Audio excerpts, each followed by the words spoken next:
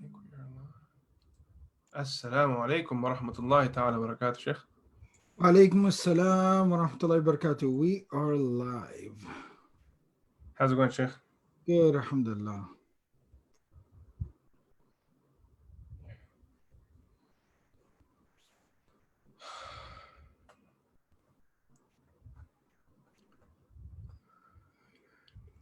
The weather was amazing today here.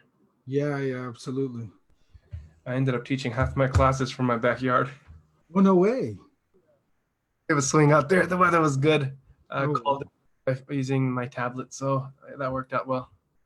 That's awesome. But then around midday, it got really hot, so I had to come back. Yeah. It heated up. It got over like 90 degrees.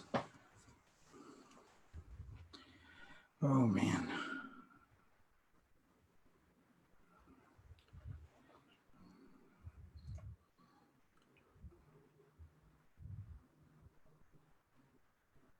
How has your schedule been with the kids? It's good, alhamdulillah. It's been good. You guys still going for your jogs?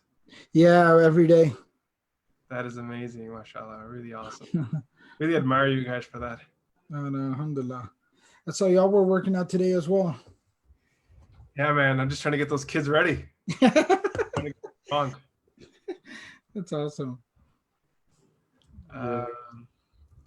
Something interesting I was thinking about today, since we are talking about culture. Yeah. The good, the bad, and the ugly. When we look at the scholars of the past, they were so cultured. Mm-hmm. You know, things that were important in their culture, things that really stood out, they took them seriously. Mm-hmm. There are scholars of the past who are known for being great archers. Yeah. They say that the muhaddithun of the past were actually very good at it. They were 3-point shooters. Yeah. Gave them a bow and arrow, they would hit that target so accurately that, and they would never miss. Yeah. What was that? Absolutely. And then you have scholars like, I can't even say like, because that would be an insult to everyone else. Everyone, more or less, who was a master at language. They were also good with culture, that they were so good at language. And then you find some of them that were amazing at swimming, and others were really good at horseback riding. When we were in madrasa, we used to study a period on khattati. Yeah, calligraphy. On calligraphy. And the whole idea behind it was to get the students familiar with the sciences and the culture, so that way when they do engage with Islam, it's within the culture of Islam. Absolutely.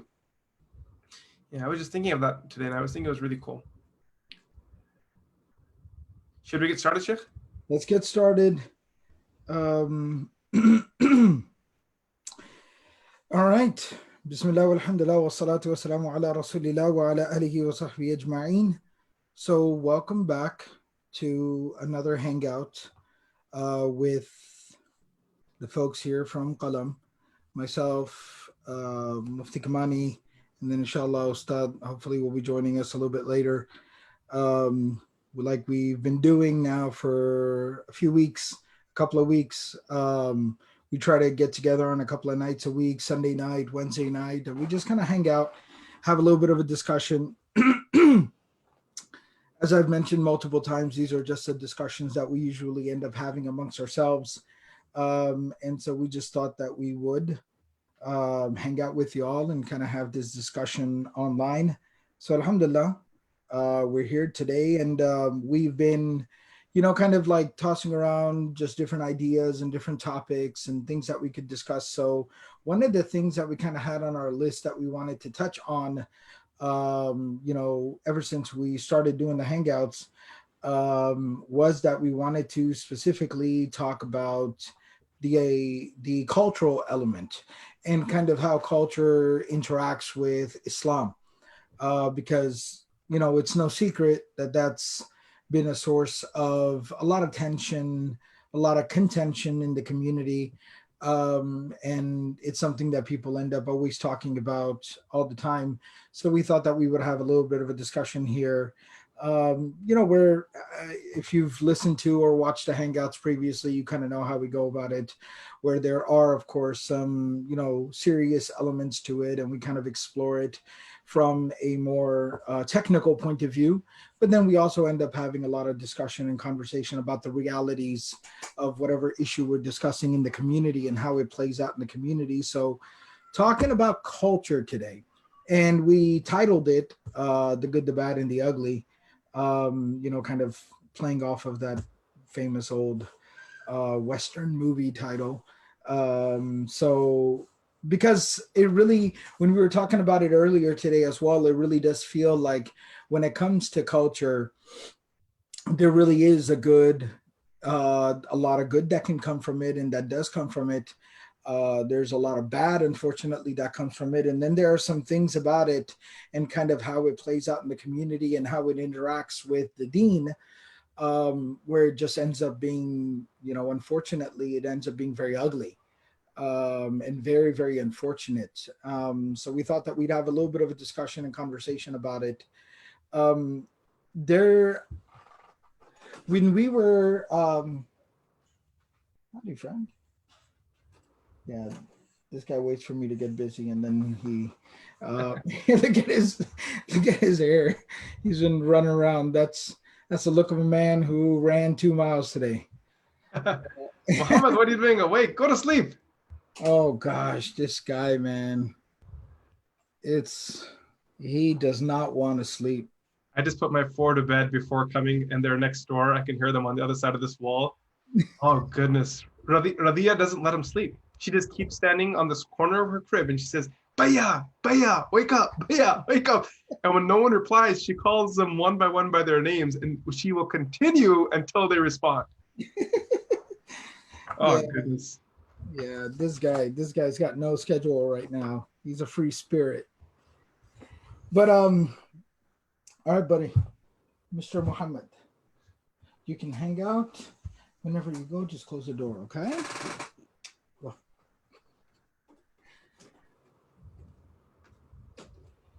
And then the new thing with him is that I've been playing Smash Brothers with him, and he's really, really good.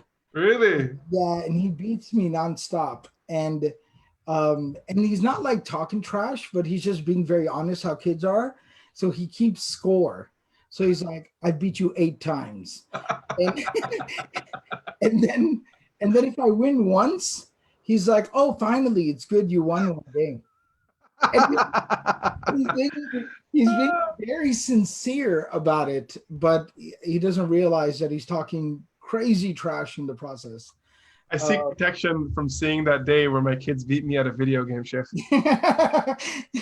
I can't, man. I don't know. People out. I spoke to some of the Qalam seminary students as well as some of the guys who play Smash Brothers, and I'm like, I can't play that game. There's so much going on. At some point, I just don't even understand what's happening. There are times where I'm just like mashing the buttons, and he's like, "You died," and I'm not even on the screen anymore, and I'm just mashing buttons.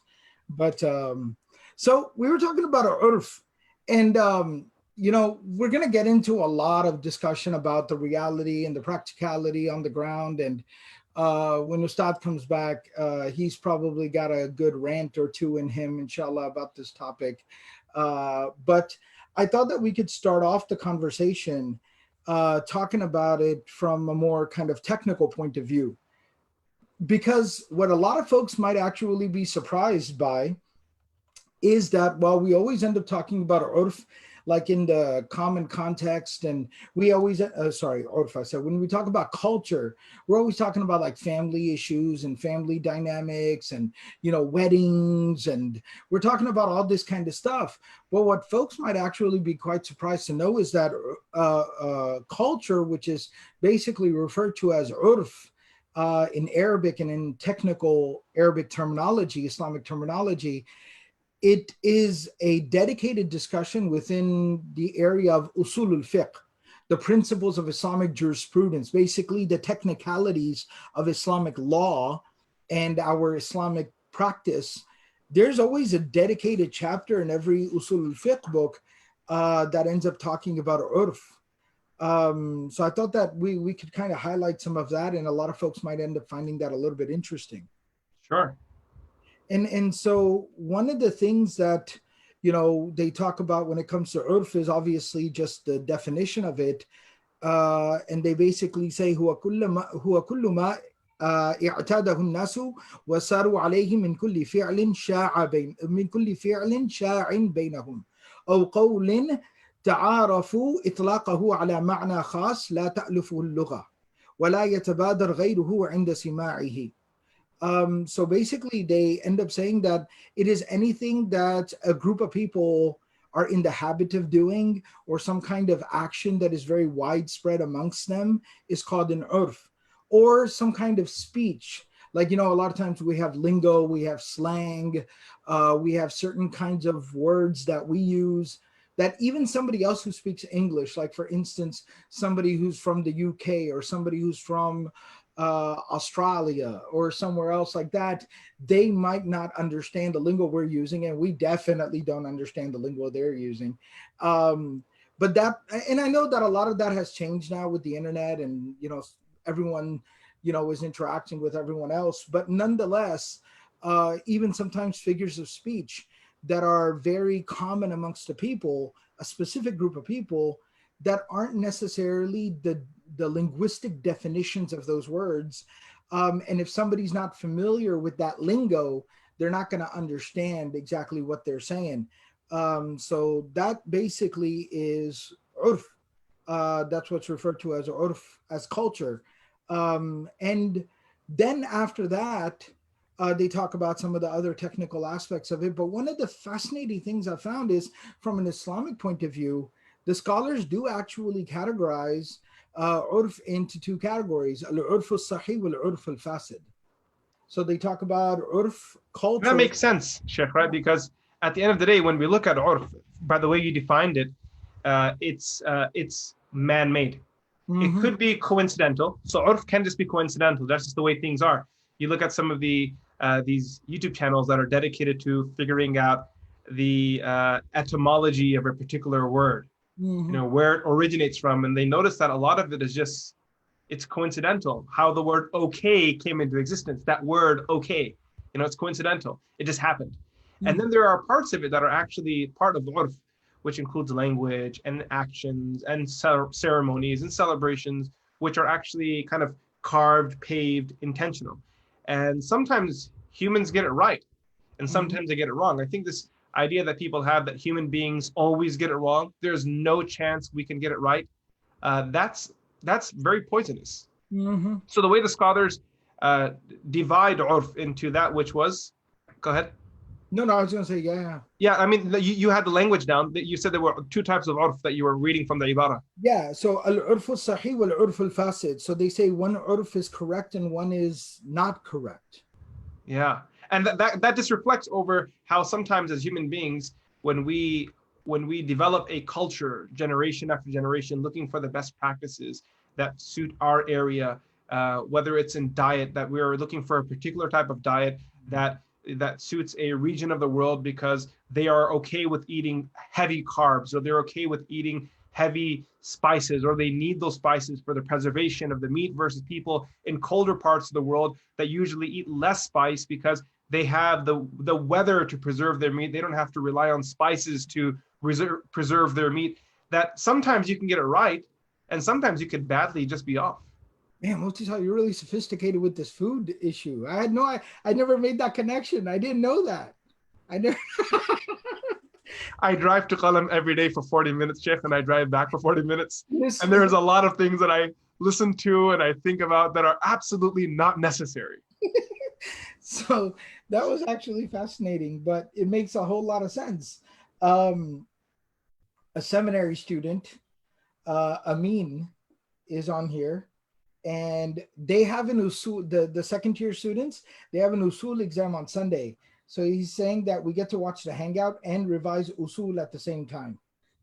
Hashtag efficiency. Yes. I should have thought this topic out a little bit better, because all these folks are going to be like, now we know what's coming in the exam. Yeah, exactly. We know what he's been thinking about. Joke's on you guys. I already wrote the usul exam. And but yeah, so عرف الصحيح هو ما تعرفه الناس دون أن يحل حراما أو يحرم حلالا كتعارفهم تقديم عربون في عقد الاستثناء وتعارفهم أن الزوجة لا تنتقل إلى بيت زوجها إلا بعد قبض جزء من المهر أو وأن المهر قسمان معجل ومؤجل أو أن ما يقدمه الخاطب أثناء الخطبة يعد هدية وليس جزءا من المهر. أثناء الخطبة. Yeah, during the أثناء الخطبة. So I'll ask Mufti Kamani to elaborate on some of these examples, but basically when it comes to urf sahih, he's saying it's what is commonly practiced amongst the people. Like we already said, it could be action, it could be speech or whatever, but that common practice amongst the people does not involve making the haram halal or making the halal haram, meaning it does not contradict the law of Allah subhanahu wa ta'ala. So it does not contradict the ruling of the religion, right? So for instance, okay, look, I'll just be straight up about it. We live in the United States, we live in America, and alcohol, unfortunately, wine, intoxication is very, very common. It's in the urf, quote unquote, of these people, of the American people, the American society. But that involves consuming something that Allah forbade. So that won't be urf sahih, that'll be urf fasid. But he's saying if it doesn't involve making the haram halal or the halal haram, then there's no problem with it. Like I'll give you a beautiful example. I got one, Sheikh. I got one for this one. Go ahead. Good. Ready? Yes, absolutely. Bring it. Chicken waffles. Chicken and waffles. Or fries in your milkshake. Allahu Akbar. Allahu Akbar. So you remember that comment I made about you being very sophisticated with food? I just took it all back. Oh, Chef, the taste in some of these simple things is just amazing. So I have another one. Yeah. Driving a pickup truck. No. Oh, yes, I agree. Okay, I'm with you on that. You have to agree with that one. Otherwise, I'm going to call Sheikh Mubin right now. Mufti Kamani's brother, Sheikh Mubin, he drives a pickup truck. MashaAllah, tabarakallah. May Allah bless him. May Allah protect him and his pickup truck. And I also drive a pickup truck. So it's in our urf. And that's completely fine because it doesn't end up making the haram halal or the halal haram. It doesn't contradict anything. And he gives like some more kind of like specific examples. So he says like, when you go to get something custom made, like you go to a tailor to have him make you a nice thobe, which there's no need to do because anytime you need a nice thobe, you can just go to KamaniOnline.com. Allahu Akbar. See that? KamaniOnline.com. That's plug-in right there. Man, listen. I'm a natural at this. Right? So, but no, like you get something custom made and the tailor or the custom builder asks you to put down a deposit, make an advance, a forward. That's fine. That doesn't contradict any rules. He used a bunch of marriage-related examples, which I know that the public finds very interesting. They said that some places the wife would not move in with the husband until he had at least paid some amount of the mahar. That's completely fine. And then this other example, Mufti Kamani, if you could elaborate on this, the mahar being mu'ajjal and mu'ajjal. Yeah, so I don't remember the full example that you said. I think it was something about the so that's a separate issue. Just okay, this one right here. We won't spend too much time on these examples because we have so much to discuss ahead, and all of this is so fascinating and there's so much to learn. But so sometimes what happens is that in a marriage, the couple have a right to decide whether the mahar, the gift that will be given by the husband to the wife, will be given upfront, which is what we call mu'ajjal with a hamza. I'm sorry, mu'ajjal with a ayn, or it'll be delayed. And the guy says, I'll give the mahar to you over 5 years, over 10 years, over 5 months, over 10 days. And that means basically mu'ajjal with a hamza means a delayed payment. So in a scenario where there is a delayed payment, the wife's family may say culturally that we want the girl to leave our house and go to your house, move in with you once we have received some mahar, so we know that our daughter won't be stranded. And this is an example the author here is giving of a sahih, a correct a valid form of culture that Islam accommodates and that it brings in and takes into consideration. And then obviously he talks about urf al-fasid, incorrect, un-Islamic culture, and he says وَمَا تَعَرَفَهُ النَّاسُ وَلَكِنَّهُ يُحِلُّ حَرَامًا أو يُحَرِّمُ حَلَالًا. That it's something that's very common amongst the people, but unfortunately it involves practicing something that Allah's forbidden or banning something that Allah has made permissible. كَتَعَرُفِهِمْ أَكْلِ الرِّبَا والتعامل مع المصارف الربوية بالفائدة واختلاط النساء بالرجال في الحفلات العامة وتقديم المسكرات في الضيافة والرقص في الأفراح وترك الصلاة أثناء الاحتفالات العامة. If you could elaborate on whichever one you think is... So these are all examples of where something haram is made halal. So in Islam, we have a culture of, for example, segregation between the genders. There should be some idea of segregation, whether it's front or back, side by side, some distinction so people know that's the men's area, that's the women's area. Now, naturally, if, for example, the area gets crowded because there's a lot of people, like what happens in Haram Makkah, Haram Medina, that's a different situation. But we're talking about in a scenario where we have space, the situation or the area is in our control, there should be some effort to creating a segregation. So now Islam wants us to do that, and then the culture says, scrap it all together, let's have everyone holding hands and standing together in one line. That sort of a culture we will try to avoid. Similarly, he mentioned raqs fil afrah, which is for a person to, raqs means to dance, afrah means in celebrations. So Islam generally is not in favor of dancing when it comes to celebrating. Celebrate, knock yourself out, eat some cake, have a good time, talk to people, exchange gifts, spend a night together, read poetry, read some Quran, share memories on the mic. That's all great stuff to do. But when it comes to partying too hard, whether that means dancing or drinking or anything of that sort, that's where Sharia says that this sort of a culture is what you have to avoid. And what's interesting about the way Sheikh broke this down for us is because what's good is that it gives us a idea of what kind of culture is okay and isn't okay. And if I look at this from a deductive perspective, what I can deduce from this passage is that in order to understand what is okay and isn't okay with culture, we need to first know what our religion is. Because by definition, yuhallilu ma harram Allah or harrama ma ahallallah. That is not okay. Which more or less means if you make something haram that Allah has made okay, or vice versa, that's not okay. Allah subhanahu wa ta'ala has made it okay for you to dress in any way you want as long as it covers your body. That's your choice. That's halal for you. It's completely permitted for you. Islam does not have a specific uniform.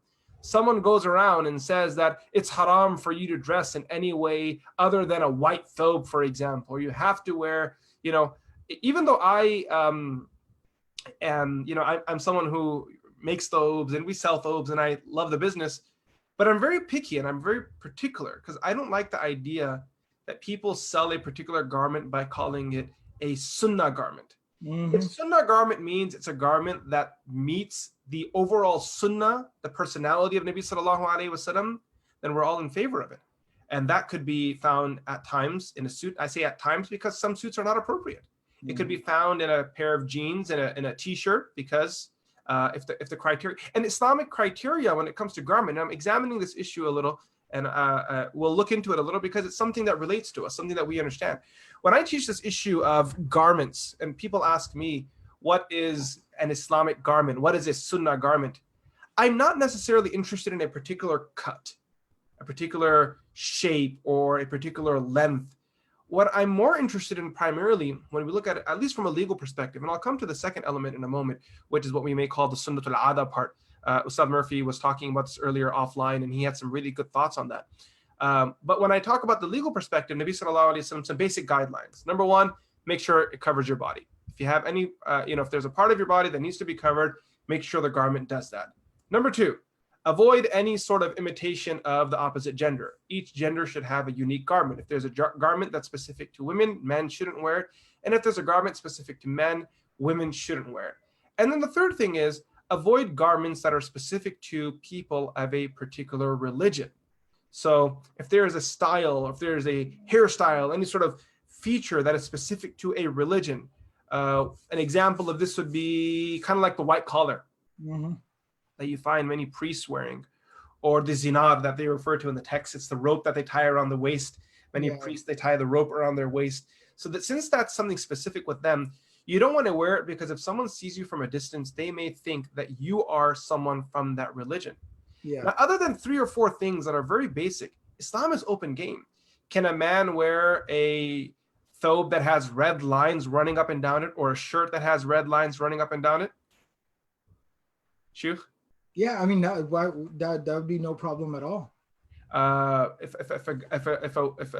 a woman wants to wear a skirt and a shirt, considering it's all loose, it's all covering, and it's all modest, is that okay? Like a long dress? Yeah, I mean, of course, that's completely permissible. So these are all things that Islam leaves to us, because you're not making anything halal, haram, or vice versa. It's kind of all just open, it's open. And then the haram side of it was that Sheikh covered, which was the haram urf, also evolved around Sharia.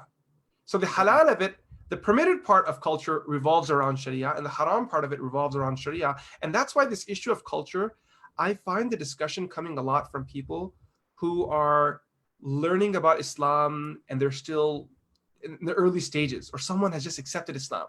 They're really struggling between finding out what is Islam, what's actually in scripture, because that's what's going to determine for us what is permitted and not, and what's actually from culture. And that's where they're kind of juggling between the two. And it gets really confusing, because many of us, we've never studied religion from our books. We've learned it from our culture. So our religion is cultural. So we ourselves don't know what's culture and what isn't culture. And that's where like knowledge oftentimes becomes like such a source of clarity, right? And understanding that, exactly like what you said, some folks that inundate their practice of deen and kind of they inundate their practice of deen with cultural elements and impose their culture on people with the impression that this is from the deen. They a lot of times just don't have a proper understanding and knowledge of the religion and how things work. What is from the deen, what's not from the deen. Folks have become paranoid about culture and feel like there's this obligation upon us to completely like alienate ourselves from our natural environment, like what you were talking about. Oh, people eat hamburger, like, and we've all talked about this before. I don't want to kind of, draw up too many historical scenarios, because we've got plenty of modern day examples to talk about. But, back in the day when they would say like, oh, speaking English, that's the language of the kuffar, and don't be like the kuffar, and that's haram. So when that paranoia develops amongst people, it's again because they don't understand that Islam is saying, here are the things that are mandatory in the religion. Here are the things that are forbidden in the religion. Here's the lines of halal and haram. Now, in between those lines, have a blast. Have a blast, right? This is the backyard. Don't leave the fence. What you do in the backyard, you can run around in circles. You can do backflips. You can play soccer. You can play football. You can do whatever you want in here. And then on the flip side, folks that end up taking the culture and imposing it onto the religion, and they're basically almost, without realizing it, they're basically completely altering the religion to accommodate their culture. Once again, they might not have a lot of knowledge, because they've heard that, well, Islam doesn't have a problem with culture. Al-ada, sharia, muhakkama, and things of that nature. They'll hear these kinds of quotes that, oh, Islam validates people's habits and cultures. They, once again, might not have a proper understanding and layout of the religion. What I was going to actually say was, because we talked about this earlier, you brought up a really interesting discussion when you were talking about things that very clearly are symbolic and representative and somewhat pretty exclusive to other religions and, religious practices of other faiths and things of that nature, that those are things that are problematic. So we were talking about the Hadith of the Prophet ﷺ. This is probably one of the main authentic narrations that's really at the core of this entire discussion when it hits the community in a practical sense. And that is, "Man tashabbaha biqawmin fahuwa minhum." that whoever resembles a people, then he is from them. So we were talking about this earlier. Yeah, how do you feel about the translation resemble of tashabbuh? Yeah, that I think right there is a wild oversimplification of what the hadith is actually saying. If we were to look at the word tashabbuh, which is in the hadith, man tashabbaha, man, whoever, tashabbaha, will come back to that word. So let's just leave tashabbaha for what it is. Okay. Shabaha, the root of that means to be similar to. Okay. Or to be apparent, to be similar to. Shabaha, man tashabbaha, biqawmin, of a people, fahuwa minhum, then he is from them. So when we look at this word tashabbuh, what kind of definition do you think we can apply that will really blow this issue open so people understand what Nabi Sallallahu Alaihi Wasallam is saying? Because this hadith, I've seen it being quoted out of context way too many times. Like so many times, people quote this hadith out of context. And it's almost to impose, they're negating a culture to impose another culture most of the time. Yeah. So basically, someone's sitting and eating a burger and they're like, man tashabbaha biqawmin fahuwa minhum. Meanwhile, you're eating, whatever you're eating, a paratha or whatever, like that's not resembling some other people as well. But so a couple of things that I notice about the verbiage there in the hadith is, like you said, shabaha means to resemble. Tashabbaha is a more evolved form of the word that involves more effort. Someone is really trying to emulate and to be like something.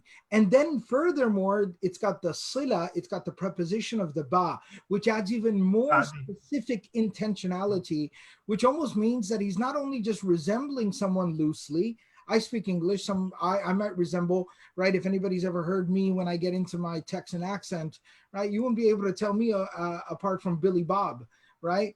But the ba adds like this deliberateness of where he's trying to assimilate into those people, trying really hard to assimilate. And the word qawm itself emphasizes that it's like a completely other. It's a complete other. And in Islam, there's only one thing that makes someone the other, and that is iman. That's it. So basically, when you kind of distill that down again to a simple level, it means somebody who's trying really, really hard to force his way and completely assimilate into the people of another faith. Of another faith, yeah. Yeah. What's up, Murphy? Any thoughts? Yeah, I was just gonna say, I think like the other thing, Sheikh mentioned obviously the intentionality. I think also like there's a difference between like coincidentally resembling somebody and intentionally. And if you can't distinguish between those two, then I don't know what kind of life you've lived. Like you should be able to know the difference between somebody who haphazardly or as a matter of coincidence just looks like somebody or dresses like somebody because of something, versus somebody who is actually trying, right? Like it's almost like I would say like trying to fit in. We always end up texting back and forth, and right, that's almost like a verbiage we use where like we say like, man, dude is trying hard. Yeah, exactly. So it's like trying to fit in. Like when I read this hadith with all the we had a conversation the other day where we talked about forcing the issue. Remember? Yeah. So it's like this is a very bad habit, by the way, that I will implicate my friends here. We all share. We take inside jokes and we make those inside jokes outside. We bring them outside. May Allah forgive both of you. And me. But I think the idea is that is you're looking at somebody who's trying to fit into another culture, another community, another lifestyle, and that's really what the implication of it is. I think when it comes to things that are just matter of reality of human existence, of civilization, whether it's language or food or anything, you can even talk about other things, styles of homes. Did people? Does that mean that if you have a couch that's above the ground and you're not sitting on the floor, that's an issue? I mean, where does the line draw? So I think that this is definitely a hadith that unfortunately has been weaponized. Mm-hmm. I remember doing some research on this issue when I was a student. We were in i'tikaf and there was a student who came from another madrasa and our beds happened to be next to each other in i'tikaf. So we were talking back and forward. He had some books with him. The Shamila had come out, so I had access to some online books, and we were going back and forth and reading on it.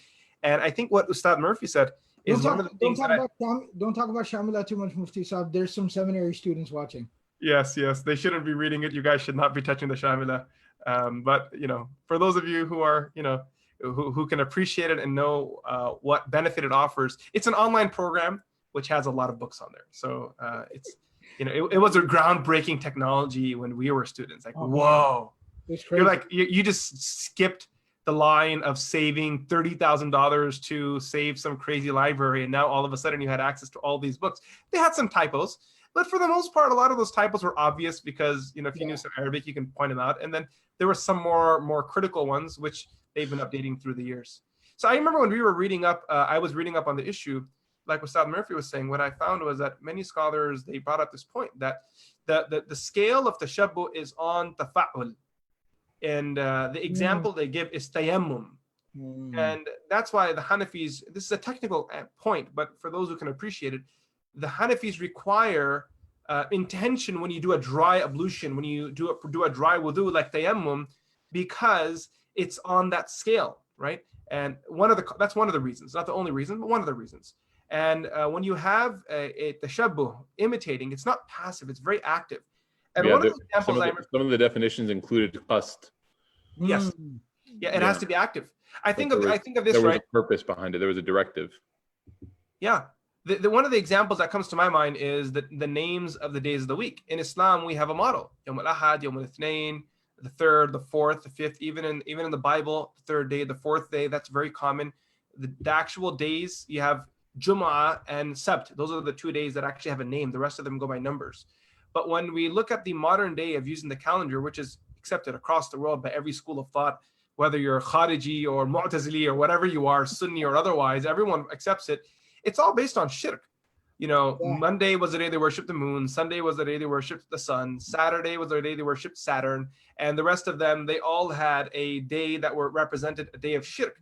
But people continue to use these names, and I've never seen a fatwa saying that these are prohibited, even though clearly it is imitation and you're invoking something that's not good, because there's no intentionality behind it. There's no intention behind it. People are using it. And I think that's a very big one. Someone, for example, dresses a particular way, and I think, it's funny because yesterday Trevor Noah has a sketch that he's doing from home, from self-isolation. Yeah. And what he called one of his coworkers to ask, how do you make a homemade face mask? And the guy, he walks him through a process, and when he pulls his homemade face mask over, it looks like a Ku Klux Klan hood. Coincidental. بغير قصد. You know what I mean? But if you do it with qasd, if you do it with intention, then obviously that becomes much more problematic. So I guess the next question or the follow-up to that would be, because you mentioned the days of the week, right? And how there is some origin. And one of the things where qasd is irrelevant, because intention or directive obviously is a huge general relevance, but there are some exceptions where intention, unfortunately, is not all that's considered. So if I intend something good, I still can't perform Jumu'ah on a Sunday, or if I intend good, I still can't go to church on Christmas, right? There are certain things that are prohibitive, even if my intention is good. So where does that come in, and where do we draw the line for those things? Like, for example, you mentioned to stick with the example of the days of the week referring to, pagan origin. Is there a matter of like the origin being so diluted that it's not recognizable? And who decides that? Exactly. Who decides that? Like, I think that's the big question that everybody has, which is like, okay, the big one now is like Christmas. I mean, Christmas is celebrated more in the Muslim world than it is in the Western world, it feels like. Yeah. And you'll see like Muslim families and Muslim friends groups having like Christmas parties, and I'll have conversations with them, and I'll say, what's the purpose of this? Like genuinely, and not speaking down to them, just genuinely curious, like, what's the reason you get together on December 23rd and bake cookies and wear ugly sweaters? They're actually called ugly sweater parties.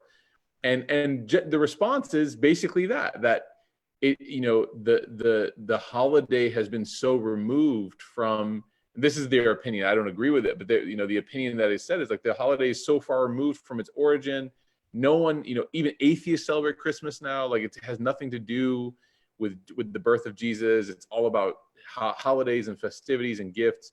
And personally, like I don't feel comfortable with that. I don't think that that's necessarily true. But regardless, the argument still exists. So you might have, for example, like Thanksgiving, which isn't religious in its nature, so it's a different beast, and also it's unfortunately very, there's a lot of unfortunate tragedy surrounding Thanksgiving. So that's another reason why it shouldn't be celebrated. Like forget the religion side, but Halloween might be a good example. There's a lot of things that people do that have religious origin. Wearing a wedding ring, some people do, and that has religious origin. And when did that get so diluted? And like, is Christmas at that level or what? Can our kids do Easter egg hunts or? Well, I think of it this way. It requires a thorough distancing between the act, its origin, and where it is today. And I also think whether or not it still has like a very real manifestation in society or not. Yes, so, I think that right there, Sheikh, that right there, I'm just going to repeat that, a real manifestation in society or not. Yeah, so basically when people are talking about Christmas, it's just a commercial thing, this and that. Not really. There's still Christmas mass going on at Catholic churches all around this country and all around the world. Yeah. Easter, it's still a very, very sacred Christian holiday for millions, hundreds of millions, billions of practicing Christians all around the world. So I think that right there ends up differentiating it quite a bit. Yeah. One thing that comes to my mind, and who decides that, Sheikh? Like that's the question. But that's what I was saying is that there is kind of an objective qualifier, and that is if it's still a very active, sacred symbol of a practiced religion, very widely practiced religion in the world, then I don't think that the argument of, well, it doesn't mean that to me holds any credence. But so what if like one person in the world still holds it? No, that's what I said. That's what I said. It has to be like, a very established practice. So what if like does the amount of followers to the religion matter? It could now when we get into it could, and it may not, because you might be in a community, like a small region of an area, and there might be a particular place of worship that practices it. Yeah. So that's where I'm trying to get to, which is like that's where for that region that would be problematic. Yeah. Exactly. Yeah. Exactly. In that region, it might become problematic. And that's where I'm trying to get to, which is that it's very fluid. It's actually a very fluid concept, and it has to be constantly evaluated. It can't be, you can't just say something is permissible or impermissible within a culture without looking at so many factors, right? It's not a matter of like it's not like a one-time deal. Like, oh yeah, it's good now, so it's good forever. Like, let's say, for example, that Donald Trump's gonna be president for 4 more years now because Amu Bernie inna lillahi wa inna ilayhi raji'un. So let's say that as a result of Donald Trump, many people just turn towards all kinds of different ideologies and religions, and let's say Halloween becomes like an actively religious practice for people. Then for those folks who basically said, "Oh, look, trick-or-treating, not a big deal." Yeah, I'm not in that camp. But for folks who basically said, "Oh, it's not a big deal. It doesn't have any kind of reality, yada yada, etc." Then it would actually go back to being problematic even for those people. And hypothetically, again, this isn't like a statement, but hypothetically, in the future, 2090, whatever you want to, 2100, right? 80 years from now, Christmas, if it does dilute, could actually, in theory, yes, in theory, absolutely, in theory, absolutely, yeah. Like practically speaking, I can't imagine it happening, but in theory, right? Yeah, the theory is there, and that's the thing, is that we're not trying to, reinterpret fundamentals of the religion, but we're talking our religion and our fiqh has usul, and it has a system, and it has processes. So what about birthdays? 1400 years. What about birthdays? Birthdays, right? So that goes back to another thing of where it's not, it doesn't have any kind of religiously symbolic, sacred to a religious community significance. But if somewhere it did, then for the people of that particular place, then they would have to be cautious. Gotcha. Sheikh, so when we talk about culture, there are so many Muslim majority or exclusive Muslim countries that are all Muslim, or they have very few non-Muslims living there. And each one has their culture. Sometimes we begin to think that the culture of a particular Muslim country may be superior to another culture somewhere else in the world. Now, obviously, given that some cultures, because they are developed in Muslim society and Muslim culture, there's a high possibility that they will be more influenced by Islam than other cultures. Like a culture developed maybe in Indonesia may be much more Islamic, maybe, than a culture developed in Germany, for example, or in England. Or even India. Or even India, yeah. Even though there's hundreds of millions of Muslims, but they're outnumbered by non-Muslim neighbors, 4 to 1, 5 to 1, whatever the ratio is. But is there some absolute principle that a particular culture of a region is superior to other culture? Like, I remember growing up and like as a Desi kid who didn't know any Arabic at all, whose family did not know any Arabic at all.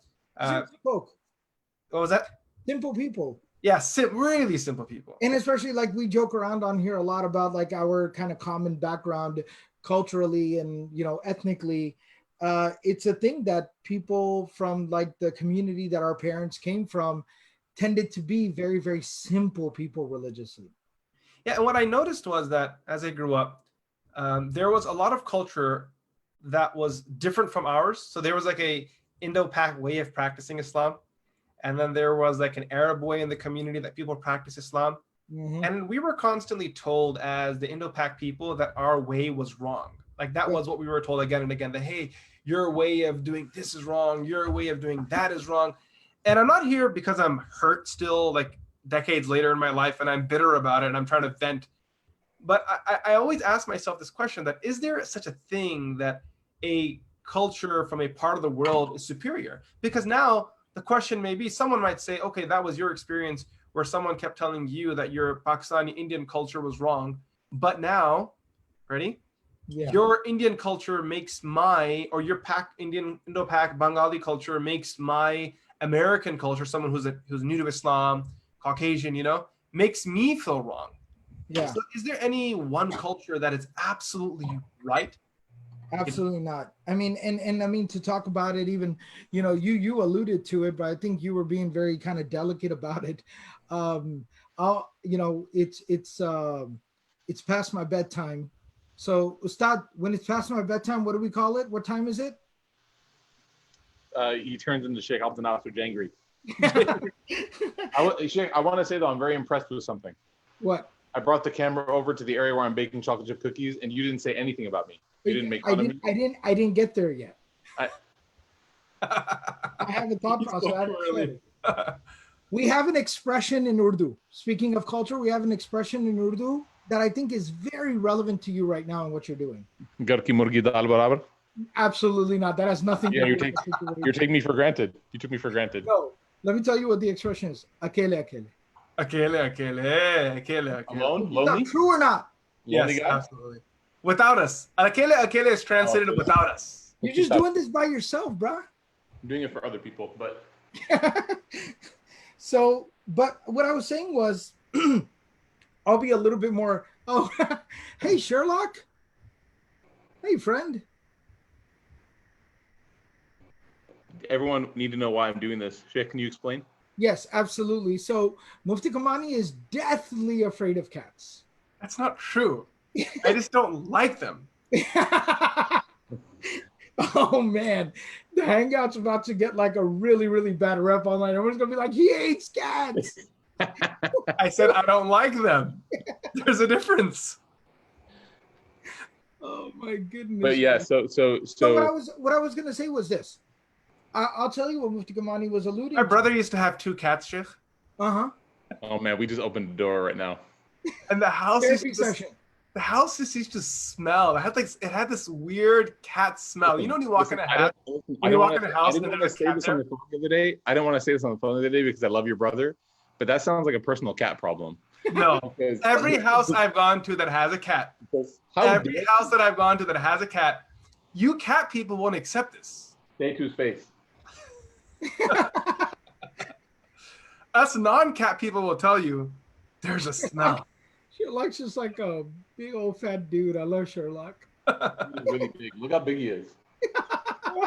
Mashallah, see, mashallah. Mashallah. He's healthy. One thing I was going to say about the cat thing, Mufti Saab, is that when you said cat smell and cat smell bad, I just wanted to note the time.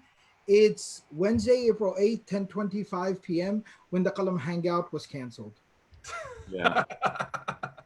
You just attacked the internet's most beloved animal. How dare you? I'm going to make one point right now, and Allah is my witness to this. Sheikh Abdul Nasser doesn't have a cat either. I don't, but it's a sad story. Man. That speaks volumes too. No, he used to. Sheikh Abdul Nasser. Look, you're adjusting his eyes, man. You just made him cry. What are you doing? I can't talk about it. But the only time that he's cried was when I baked chocolate chip cookies without him. We had a cat for a decade. He was like a family member, and he passed away. Oh Allah, inna lillahi. His name was Allahu Akbar. His name was Billy. He was. I named him Billy. Which in English is like naming your cat. But it was like Billy. Get it? Like Billy Joel. Yeah, I named my cat after Billy Joel. So, how did we get here? I don't know, but is there any culture that's cat on the camera? That's what happened. Is there any culture that's inherently better than another culture? Yeah. So what I was going to say, Mufti Kamani was alluding to very politely was, look, again, like he said, growing up kind of in the community and the experience that I did, there was sometimes inherently this idea that Saudi culture is just superior to like Pakistani culture. Yeah. Why? Because Saudi is Makkah, Medina, Haramain, Ash-Sharifain, which is true. Makkah, Medina is sacred. Haramain, Sharifain are sacred. But the rest of all of Saudi Arabia, there was like this embedded idea. And it sometimes comes from a good place. It came from a place of love. But a pure-hearted place. Yeah, but unfortunately, it becomes something twisted. I'll even give you one further than that. Mufti Saab, you were saying this, and Ustad, I don't know if you kind of noticed some of this as well, that even amongst like sometimes Pakistani and Indian Muslims, it was like Pakistani culture is superior to Indian culture. Or vice versa, or the other way around. Really? Yeah. Within certain regions, people who felt that their region had greater contributions to Islam. Yeah, they had like a longer Islamic history or something. That our culture is somehow superior. And it really sucked. I remember this because it sucked not knowing any Arabic, so you couldn't be a part of the conversation. There was little published in English at the time. There was little knowledge available, because people didn't have access to the internet. Internet wasn't a big thing at that time. And we every time we made a public appearance, it wasn't necessarily our community only. I want to make this clear. It was a common theme. It tends to exist, just to kind of supplement. I'd be remiss if I didn't mention this. One of the communities that probably paid one of the heaviest prices for this, paid the heaviest price in regards to this, like in a more modern, kind of like in the more recent history, was the African American Muslim community, because everybody that came here, Egyptians, Pakistanis, Saudis, whoever came here basically automatically came with this idea that we culturally are just superior to you people. Yeah. And growing up in the 80s, I saw that a lot, because guess what? The African American Muslim community was just very well established way before any of the immigrant communities were established. And it's almost like they just got kind of steamrolled. The immigrant communities only were able to establish themselves because of the groundwork that the Black American communities had done. 100%. I mean, so many of them near college campuses in inner cities, when they came here for their PhDs or their doctorates or whatever, where did they pray? Where did they break fast? These messages weren't established by immigrants. Yeah. You know, the majority of them, every city that you go to, if you look in a downtown area, you'll find a University campus kind of yeah, area. either a campus or near like where like the industry is. You'll see that there's a masjid that was not established. It's very old. It's older than when people's parents came here. And so, yeah, absolutely. I mean, without a doubt, like the unsung heroes of American Islam. Yeah. And so, yeah, so going back to Mufti Kamani's question, I just kind of wanted to bring a couple of these examples. There's absolutely no Islamic validity. I got literally the book open here in front of me that basically identifies any one culture being automatically inherently superior to another culture. It's more so based off of assessing what is in that culture. I have a story, Sheikh, if I may. Yeah. I was once in the Middle East, and it was a Muslim country. Should I say the country's name? Yeah, it's do it, man. Do it. It's 10:30. I'm jangry. Ustad Murphy is baking cookies. It's all out. You. Do you see how red my skin is right now? Do you see how red my skin is right now?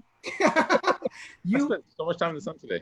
You threw cats under the bus, not literally, figuratively.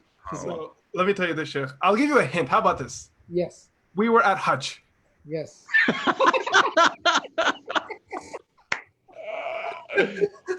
Good. Move to top. Oh my gosh. Good. You know what? We all laugh, but if there was an Egyptian, he would still guess Mus. Oh, you were at yeah, seriously. There's a joke I have in like Hadith class and Bukhari class. There's one student, his family's originally from Egypt. And no matter what place historically we're going through Kitab al-Anbiya, it tells all the ahadith about all the prophets of the past. And there's always one opinion, qawl, waqila, that every single prophet was somehow from Egypt. And you know that that's an Egyptian guy who held that opinion. So we were in Saudi, Sheikh, okay? Yes, sir. And I don't know, it was just really busy, traffic, in a cab, going from one place to another. And we're just having conversation. And this guy, he asks me, where are you from? And I said to him, I'm from America. He said, America kharban. Like, America sucks. And he's like, Saudi quiz. Saudi's the place to be. So, I mean, I'm in his car. I can't disagree. Is your cab driver? No, I don't agree with you. And he asked you to make dua for the king, probably, at that point. So we're traveling, and then I was just thirsty, so I asked one of the brothers, hey, you got some water? So he gives me a water bottle, plastic one, one of the Saudi ones, and one real ones. I open it up, I drink the water, I take the bottle, I put it by my feet. This guy goes into rage. Really? Give me the bottle. I give him the bottle. Guess what he does, Sheikh? What? He takes the bottle. Guess what he does? Take a guess. Did he throw it out? Did I tell you the story before? Oh. No. Yeah. He threw it out the window. Because you put it by your feet? Yeah, because he couldn't bear that bottle would remain in the car until we stopped and I threw it in a garbage can. And he decided to take it and throw it out the window right away. And I said to the people that were in the car with me that what's ajib is that this land was where revelation came. Khairul biqa, the best of lands, because revelation came here. But we see how the culture here has changed and it's evolved. Yeah. And now we look at non-Muslim lands, this idea of throwing something out of your window was unimaginable. Yeah, I don't like to talk about it too much because I never, ever want to be guilty of like ever somehow giving anyone a negative idea about Hajj or Umrah or ever God forbid. We'll just put a disclaimer out. Like these stories, the reason why we can remember them is because they are the exception. Yeah. By far. Like meaning like they stick out because they're so rare. Yeah. And in comparison to the experience you have, it's like a blip on the radar. Like you don't even remember it. It's only that's what I'm saying. Like, God forbid, I would never want to ever be a discouragement to anyone from going for Hajj or Umrah. But like the things is, and this isn't just Saudis are implicated in this. There are Muslims from around the world who are implicated in this. Just the trashing of the place, man. Oh yeah. Oh, but that's not Saudis, by the way. Have you been to Look what's happening right now. Have you been to Birmingham, England? What is that? Oh, did you get that from? Oh, you got that from the New Jersey brother. I mean, since we're talking about Saudi, why not, right? Yeah. Yeah. You were saying? But yeah, no, I'm just saying, like, the trashing of the place, it's so unfortunate. And then for somebody to just automatically assume, like, my culture is better than your culture while you're throwing trash in the courtyard of the haram, like, bro, that's terrible, man. Absolutely. Yeah. But anyways, so that going back to the point, like, there's no inherently better culture than another culture. Not at all. A lot of people growing up used to quote a hadith talking about Arabic being the language of revelation and Arabic being the language of Jannah, and they would use that as sort of a leverage to try to put down non-Arabic speaking cultures. What's the deal behind that, and how do we process that? If inna akramakum indallahi atqakum, if the most noble amongst you is the one with the most God consciousness, then why to Allah, the ayah says, then why would Arabic language be all of a sudden now like the ace of spades? Yeah. One thing I think of when it comes to this is that it's just like you quoted the ayah, Inna akramakum indallahi atqakum, that those who are most conscious of Allah are the most honorable to Allah. Allah subhanahu wa ta'ala has used different regions of the world for khidmah of the deen that showed the desire and sincerity, who as a people were willing to stand up and take the role. Like, when I think of this, gave me a lot of hope when I was young, because I grew up in a culture where I knew zero Urdu. Sorry, I didn't know Urdu too. That's true. I didn't know Urdu. I didn't know Arabic. No really big scholars in my family. And I used to always ask myself, what role would I have growing up in Islam? And at the beginning, I kind of felt very low because my mom was a convert to Islam. Like, there was this, it really wasn't going in our favor when we were young. But then I remember hearing the story of... You're outnumbered, Sheikh. What was that? Yeah, I know. Outnumbered. Yeah, mashallah. And then Sheikh Ustad Murphy's father was also a convert, and Ustad Murphy will later on share his story of converting to Islam, inshallah. Yeah. It's a very beautiful story. Yeah, when he gets invited to speak at conferences to share. I can't believe meeting you in Azizia in high school changed my life forever. FYI, Ustad Murphy is not a convert, and when he gets invited to speak about his conversion story at conferences, he throws a fit and is so upset. No, I don't get upset because of the assumption. He's like, Wallahi, I'm not upset. No, I don't get upset because the assertion. I actually always tell people I don't have the honor of being a convert because I was born into this. Like, I didn't, people who convert to Islam have to explore and make lots of hard effort to, it's so much. I mean, there's like looking at my dad's life and looking at your mom's story. May Allah have mercy upon her. Like, you know what I mean? Like, that's real work. I always wonder if I wasn't born into it, subhanAllah, like what kind of person I would be if I even would ever have come here. So I always tell people, like, I'm not upset because of the assertion, because it's a noble title, right? It's a noble title. My frustration is the fantasization of the convert to the point where they have just become like a mascot now. Yeah. And, like, everyone's looking for a convert story. Like, if somebody converts, like, tell me your story. It's like they just want to kind of like bring them out on stage so they can jump through hoops and. Yeah, exactly. And we're not dismissing the story. We're not dismissing the sacrifice. But it may also not be everyone's business. When the person who accepted Islam is basically telling you, like, I don't really want to talk about this in public to a bunch of random strangers.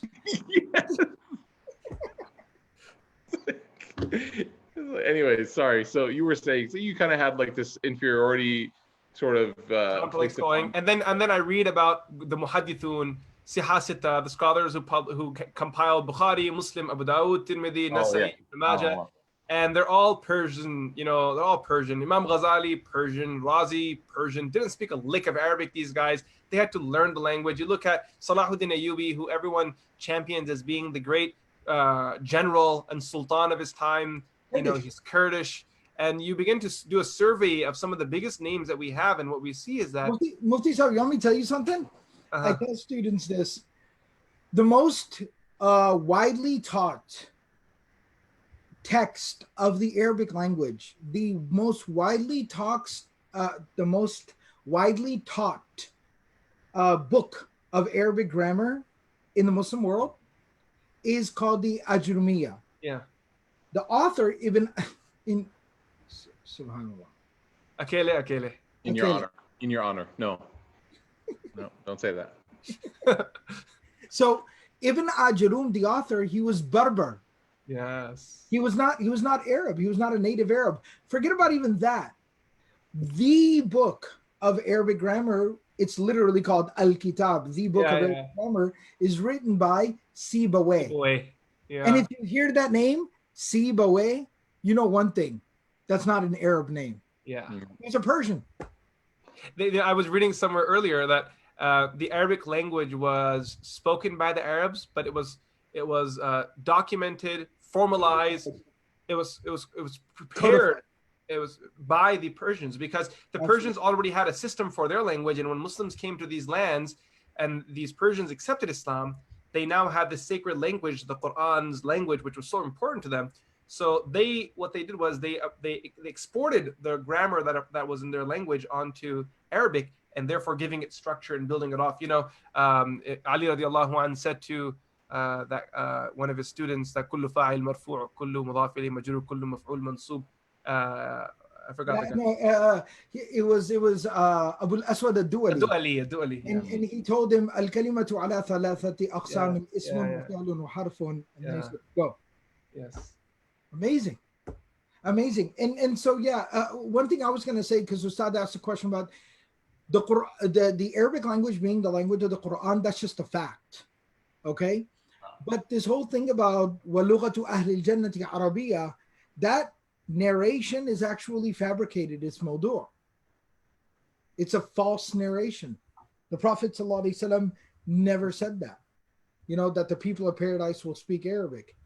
So yeah, absolutely. What were some of the other things that we wanted to touch on and talk about? I have one thing. What advice do you have for someone who is learning about Islam and is having a tough time differentiating between religion and culture? And I think this becomes more apparent in particular when it comes to marriages, because we live in a society where there is a lot of intercultural marriages occurring right now, where someone's getting married from the African American culture into the Desi community, Hispanic community, to Caucasian community, and there's a lot of that happening. So there's a lot of swapping of cultures here, and there are people who are getting married into the Palestinian community, and they're like, what is going on here? What is this? What do I do? Do I do Palestinian, or do I do Islam? Do I do Indian, or do I do Islam? And I'm just reading, there's a sister who just commented, she said being a convert really does suck, but it wouldn't have to, but I wouldn't have it any other way, alhamdulillah. So that's a blessing of Allah. I appreciate that, and I think that's what Ustad Murphy was saying. There's something special about our brothers and sisters that have converted to Islam. Really awesome. But what advice do you have for someone who's really trying to figure out whether what's expected of her from her mother-in-law is cultural or religious? What's expected of him from the in-law side, from the other side, that he needs to have $100,000 salary, whether that's cultural or whether that's religious? You know what I mean? Like, what advice do you have for someone who's trying to navigate these waters of culture and religion? And maybe on that note, I think we've already addressed it, but just a second point. Does all culture have to be eliminated, and should we only be practicing a textbook version of Islam, or like basically sterilizing all of society, and now we're all like a bunch of lab technicians walking around trying to figure out what's the next thing we're supposed to do? Of course not. Like, absolutely not. Right? The Prophet of Allah. It's not even possible. It's not possible. There we go. The reality is, like, it's what's the qaida fiqhiyya that the obligation of something that's not possible is not permissible to do. Yeah. Basically, tahsilul mahal. Yeah. La yajuz.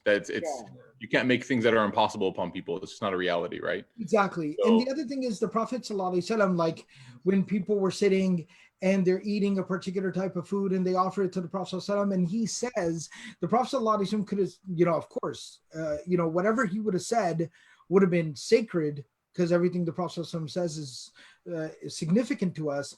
And it's so powerful. I think about this so often, that the Prophet ﷺ said, where I come from, like my people, we don't eat that. And that's the Prophet ﷺ actually establishing the fact that it's okay for you to have a background that had certain things in it and didn't have certain things in it. And Islam is never going to ask you to completely alienate yourself. So my, very simply put, and we, like you said, and that's why we kind of wanted to start off the way that we did. And I know this seems like I'm assigning some homework to everybody out there, but you know what? It is what it is. You have to start educating yourself on your religion. You have to educate yourself on your religion. That's the only way you're going to be able to navigate what's being imposed on me, what's being demanded of me, what's being expected of me, what I'm demanding of someone, what I'm imposing on someone, what I'm expecting of someone. Is it okay or not? Once again, we educate yourself about the basics of the religion and understand if what you're expecting, imposing, demanding ends up being in contradiction with one of the fundamentals of the religion, then it's problematic and we're going to throw it out the window. As long as it does not contradict something fundamental within the religion, then you know what? There's room for, whatever it is that your like or dislike may be. Absolutely. The other thing too is being able to identify between things that are religiously ordained and things that are, sunnahs that were habitual sunnahs, or the human sunnah of the Prophet ﷺ versus, worship or reward-worthy sunnahs in their essence, right? So there's sunnah ta'abudi and sunnah zaida, or sunnah ada, right? Mufti Sahib mentioned earlier. So being able to know the difference between those two things goes back to what Sheikh just said, which is that being able to understand your religion is an important element of that. For example, like I remember, when I first started studying Islam more, actively, I remember that the circles that I would attend, they would, discourage anyone using silverware. And they would look down upon that. And, and Mufti Sahib is nodding because we were both in Chicago. So that's just like, yeah, that's the way it is, right? So, and again, I have no issue with that. I've developed an affinity to eating traditionally with my hands, my fingers, etc. But I think to impose that as some sort of inherently spiritual practice, right? Now there are spiritual practices that can be done with a good intention. Yeah. But that's supplementary. That intention is now responsible for you to do. It's not something that's built in. It's different than praying 2 sunnah before Fajr. And this is something I talk to the students about, because in the usul class, I end up always telling them that, like what Ustad was basically saying, we read in the Hadith that the Prophet ﷺ, when he was eating something that was more dry, like dates or something like that, that he would only utilize like these 3 fingers, his thumb, his index finger, and his middle finger. He would just utilize these fingers. So not like, otherwise, etiquette-wise, the Prophet is the epitome of akhlaq and etiquette. So he wouldn't be mashing and jamming his whole hand into the plate or whatever. So you just kind of pick it with his fingertips like this, very nicely and cleanly. So you only touch the food you're going to eat, etc. So now that's a habit of the Prophet ﷺ. That doesn't become a religious obligation. And if somebody ends up emulating that with the intent of trying to be more like the Prophet ﷺ and having good character and having good akhlaq, and they love the Prophet, peace be upon him, ﷺ, then I always tell them, like what Ustad just said is so key, and that's why I want to kind of like highlight it, is you are rewarded for your intention, but the act can never said to be the source of the reward. It is the niyyah behind the act. Yeah, it's also the answer too. Yeah. One thing, subhanallah, I just thought I should mention it.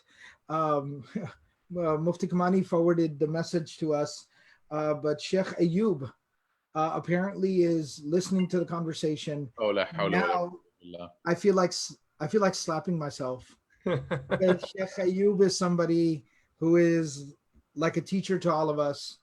He's one of our senior scholars. May Allah protect him. May Allah preserve him. Everyone say Ameen. Ameen, Ameen, Ameen. Yeah, I unfortunately had the the horrible fortune of having to give khutbah to a congregation that included Sheikh Ayub.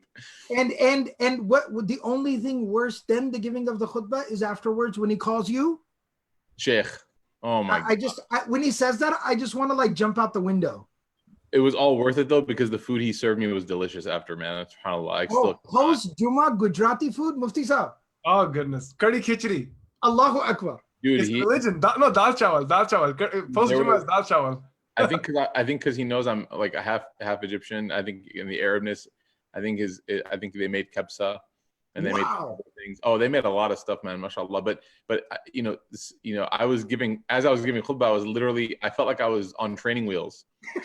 And I was like looking at him every time quoting something like, right? And he was just looking down at the floor. He's like, stop making me talk in the khutbah, guy. I was like, just blink. I don't need any words. Just blink. Just blink once, blink twice.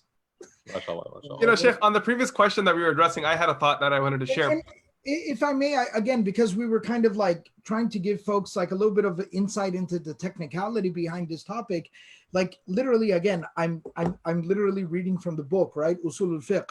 When it talks about the actions of the Prophet ﷺ, the Usuliyun categorize them into three categories. Al-af'al al-jibiliyya, allati tasduru 'an ar-rasul sallallahu alayhi wasallam bihukm at-tabi'at al-insaniyya. Just lifestyle of the Prophet ﷺ, human behavior, human action. And basically it says that لا يجب علينا التأسي بها ولا اقتداء فيها. Like that's not mandated. There's never an expectation of us to emulate just a human behavior. The Prophet ﷺ was 6 feet tall, so now I got to find a way to be 6 feet tall. There's the famous narration of Abdullah bin Umar, I think, right? Where he went and urinated. Where he basically took some rest.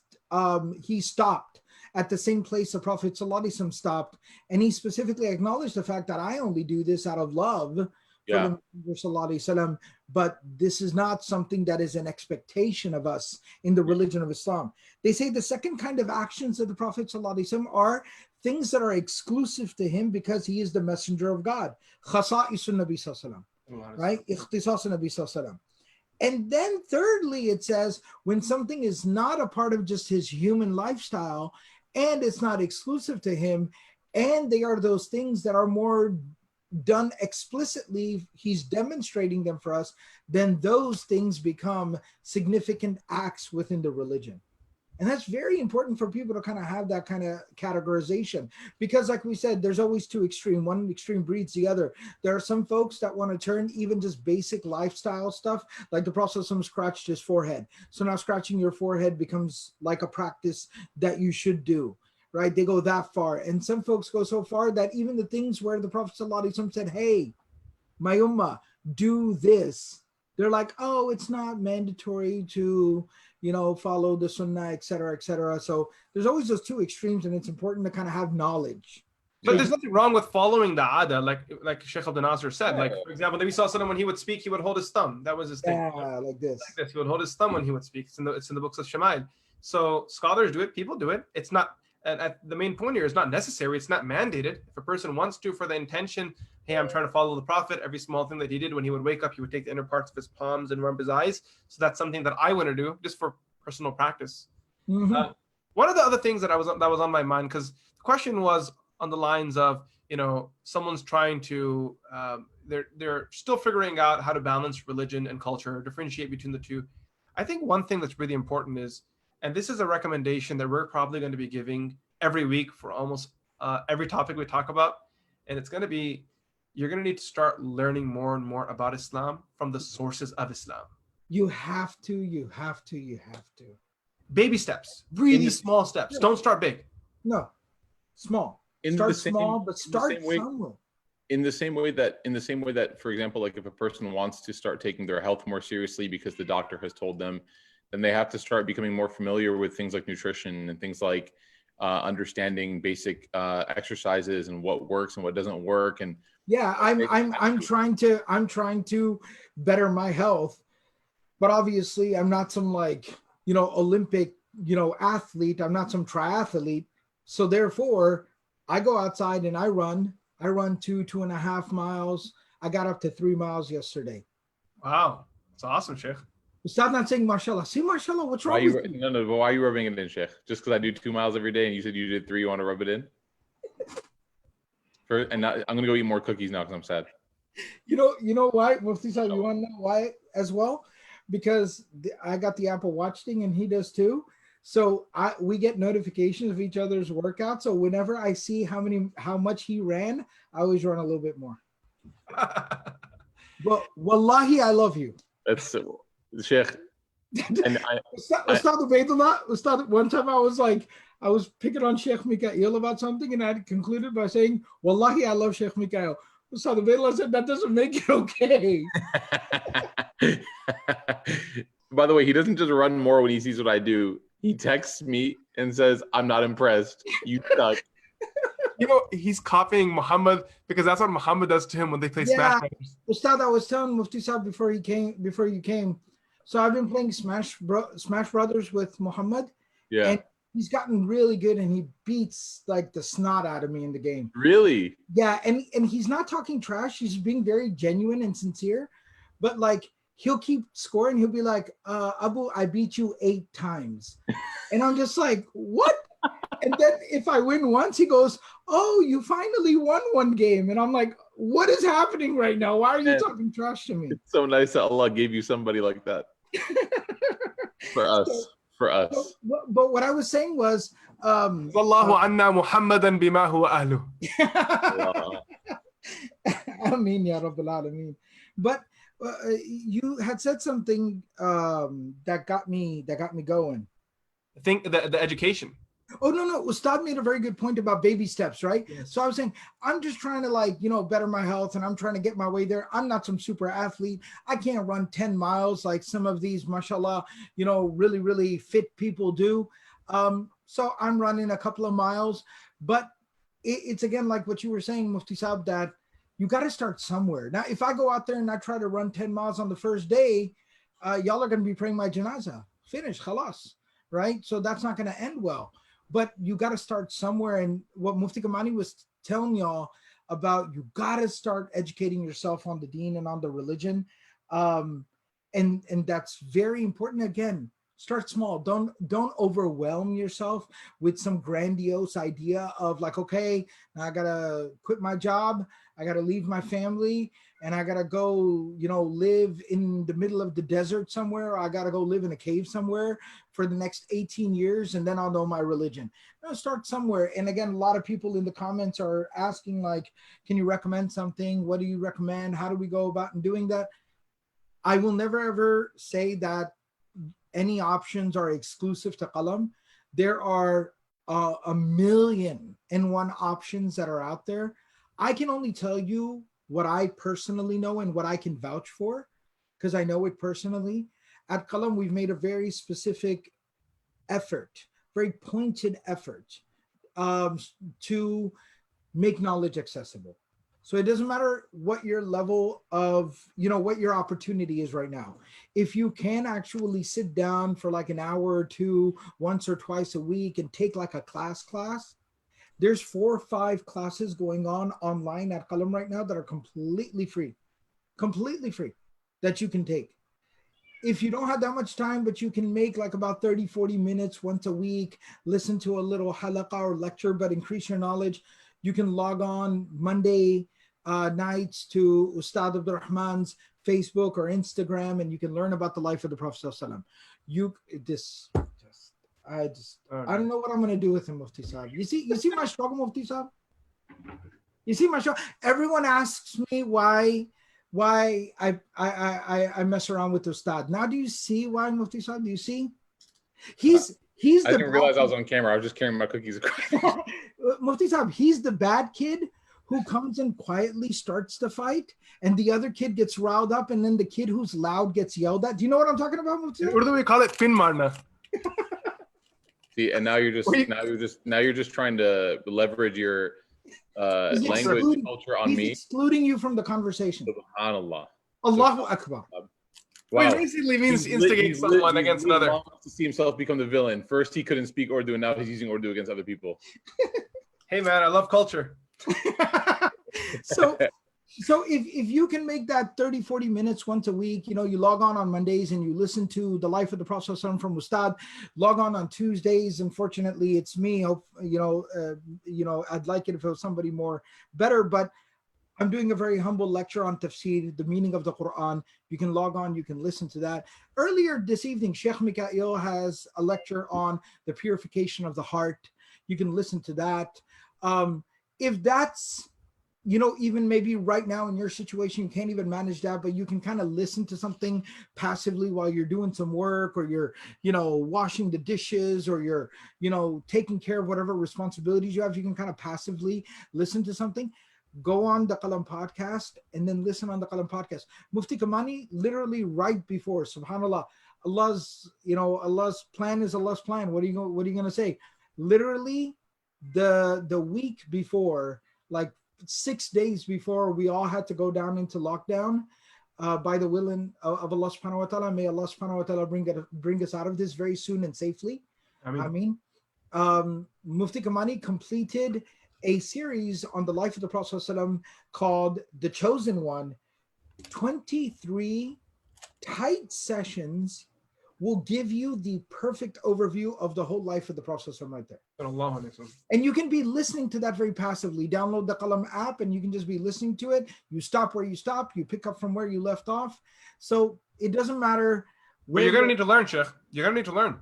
Yeah, you have to learn. You have to learn. It's got to start somewhere. I mean, we can't. Otherwise, it's going to be constant Q&A. And there's only so much knowledge you can acquire through Q&A. And we're all excited about Q&A. I remember I'm looking at these comments, so many amazing ones.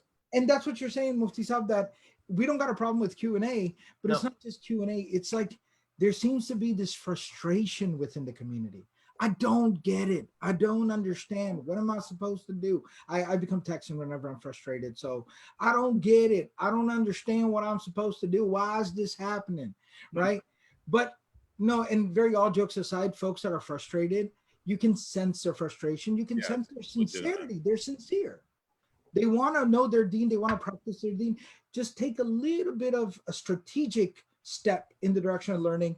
And if I may plug something, from Qalam, again, right? All the questions that are coming up about Ramadan and fasting particularly. What about this? Do I have to stop eating that at that time? What if I do this? What about this? What about that? All these questions about fasting in Ramadan. Tomorrow evening, 8:30 p.m., we're going to be having a workshop about the fiqh of fasting, the rules and regulations of fasting. If you go to the Qalam website right now, qalam.institute, you can sign up to take the fiqh of fasting, the rules and regulations of fasting in Ramadan class, completely free, totally free workshop. We got slides and notes and everything. You just got to go and you just got to sign up. And tomorrow at 8:30, just basically log on to the class from your phone, from your iPad, from your computer, stream it to your TV, and just sit down and learn. Take an hour and a half, and then there will be no more frustration about fasting in Ramadan. You'll know what you're supposed to do and what you're not supposed to do. An hour can alleviate a month of confusion. That's a power of ilm. That's a power of knowledge. One question we got. Do you mind if I ask it? Yes, please. There was a sister. She asked a question. Yes. Which was that if, for example, you have taken on the task of educating yourself. Mm-hmm. We talk about this big responsibility of learning the deen and not just. I'm sorry. Can I interrupt for 1 second? Sure, absolutely. Guys, somebody just logged on. Brother Zubair from Boston just logged on. Him and his father. If anyone has downloaded the Qalam app and has enjoyed the Qalam app and has benefited from the Qalam app in the podcast, Brother Zubair and his father, Brother Zakir, they developed the Qalam app completely free for the sake of Allah subhanahu wa ta'ala as a sadaqah jariyah. May Allah accept it from them. Ameen. Go ahead. You were saying about the question. Yeah, so I developed chocolate cookies. May Allah accept. He so much just trouble. Just listen. We'll talk offline. Mufti, what are you eating, by the way? I am having a protein bar. Yeah. I have this goal that I'm trying to do 1 gram of protein per pound. There's like some formula people use. So there's like a lot of eating involved. Yeah, I used to be on that macro as well. I don't know. I don't like it. I don't like it, to be honest, because really it's way too much eating. The best way is just whey protein powder and skim milk. Sorry. Anyways, go ahead. This is what protein bars taste like glue sticks. That's why I can't eat them. You got to do what you got to do. So yeah, the sister's asking that. Yes. You've taken on this task of educating yourself. You took the classes, took the seminars, took the books, read them. Now you know. What do you do when you get home, when you have a whole family now there that doesn't know what you know, and they think you're making up stuff, and they're very cultural, they take it very seriously. You walk in and tell them, Mama, Baba, you told me that I should take your advice into consideration when getting married, and I am doing that because I think that's something really important. But the problem is that the person you're saying that I can't marry, you have no valid reason for saying that other than the fact that they are not from the same race that I am. Like that person's a 10 out of 10, but you're just saying it because they're black, or because they're white, or because they're Hispanic, or maybe Bengali, or maybe Indian, or maybe because they're Pakistani or Egyptian. Or they're just not a doctor. Yeah, not a doctor. That's a whole different thing. You know, like doctor and occupation-wise. So how do you now communicate what you have in the ilm to people who don't understand the deen the way you do, but they're very passionate about their culture? What do you do now? What's up? I mean, I get this question a lot, especially from, young professionals who are, whether it's, marriage, or whether it's anything, and they're trying to be held by some sort of standard that's not religious, it's cultural. So they want to know what's their obligation as far as, holding to it. The reality is that in some way, shape, or form, when you deal especially with parents or figures who are elderly, in some way, shape, or form, they're kind of cemented, if that makes sense. They're kind of formed. And so it's very rare that they're going to be able to just change their mind. It's very rare. I mean, usually if you think of how, how does the city have to redo the sidewalk? They have to take a jackhammer. So if you think about it, there's no easy way to fix cement, right? And so the best thing you can do is you can kind of sort of manage it as best you can. You got to pick your battles wisely. What I always tell people is that if it's really serious, if it's like a really serious issue, try to find somebody who's from their generation that does understand, that can advocate for you. So if there's like an uncle or an auntie, or if there's like a chacha or like a mamu or somebody who gets it, and they can talk to them, maybe they'll take their word for it. But it's a really tough situation, man. May Allah make it easier for everyone who's in that. It's not easy. I wanted to say just two things about a recommendation on that same thing. Number one is just always understand that Sheikh is from that generation, so it's good to listen to. Man, just listen. You started a lot of fights tonight, okay? So when I end the fight in our chat group, don't complain. Wallahi, don't complain. I just miss you. Yeah. No, you picked up that bad habit from me. So what I was going to say, and it kind of like it plays off of what Ustad just basically said, and that is understand that the knowledge, what you're saying, might be completely valid, but you might not be the ideal conduit, the ideal vessel to carry that knowledge to them. Because look, I mean, it's different, right? That, not to belabor the point, but the famous story about Imam Abu Hanifa rahimahullah ta'ala, and again, Allah knows best about the authenticity of it. I've just always heard it, and I'm fascinated by it, where it talks about how his mother would basically, her son is Abu Hanifa, but she would go and ask her local imam or whatever, the local imam or sheikh in the neighborhood, she would ask him questions, and he was one of Imam Abu Hanifa's students, and she asked him a question one time, and he said, okay, let me look into it. And then he goes to Imam Abu Hanifa and he says, what about this issue? And Imam Abu Hanifa explains it to him, and he goes, actually, it's your mother who asked me that question. Why don't you just give her the answer, Sheikh? You're my teacher anyways. And he's like, no, please, you answer her question, and don't tell her that you got it from me. because she won't believe it otherwise. And she would actually tell Imam Hanifa, my sheikh that I ask questions to, mashallah, he really knows his stuff. And Imam Hanifa would say, yeah, absolutely he knows his stuff. Dude, it has to be a true story because it's just so on point. It's so perfect. I know that's not proper tarjih and tahqiq, but it has to be. But so you might not be the ideal conduit or vessel to relay that knowledge. You have to be wise about that. If the objective is to get the correct knowledge to them, who cares how it gets to them as long as it gets to them? Number one. It's not a battle. It's not you trying to win a battle. No, you're not trying to win an argument. Number two, there's going to be a struggle until they can realize the correct point of view. And you're going to feel a lot of tension and you're going to have a lot of inconvenience during that time, that transition time.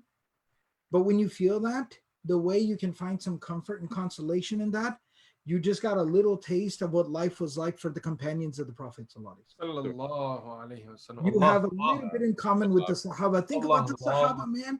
Their whole people were worshiping idols and they said, no more idols, la ilaha illallah Muhammadur Rasulullah. Their people thought they went crazy. You know, Their families disowned them. Yeah. You know? All right. Shuyukh, if I may, I'm going to go ahead and close things up and wrap things up. As Ustad just pointed out, it is way past my bedtime. So inshallah, I'm going to wrap things up. I really, really appreciate everyone who logs on here every time we get on here and attends the Hangouts with us. May Allah bless y'all. May Allah reward y'all. It'll be live. You can go back and watch it on the Facebook page, on the Qalam page, my page, Mufti Kamani's page. We also upload them to the Qalam YouTube channel. They also go on the Qalam podcast. And then an immediate reminder, because it's a fard, it's an obligation in Islam, tomorrow, 8:30 p.m., we will have the fiqh fasting workshop. Please, when you get up from the computer right now, go to the Qalam website, register for the workshop. It's completely free, so that inshallah you can attend the workshop. May Allah accept from all of us. Mufti Sahib, if you could just close us out with just the dua, inshallah. Subhanallah bihamdihi, subhanakallahumma bihamdik, nashhadu an la ilaha illa anta, nastaghfiruka wa natubu ilayk, akhiru da'wana, alhamdulillahi rabbil alameen. Assalamu alaikum wa rahmatullahi ta'ala wa barakatuh. Good night, everybody.